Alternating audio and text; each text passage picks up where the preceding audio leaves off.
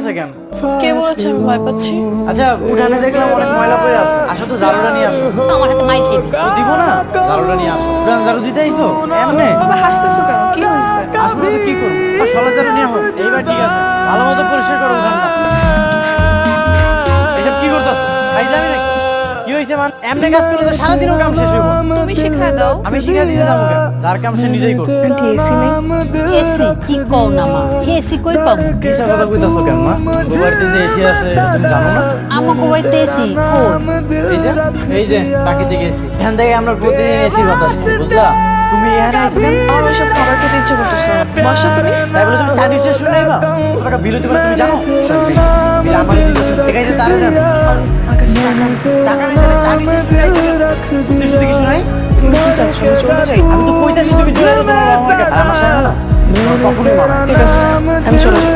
গেলে তো ভালোই।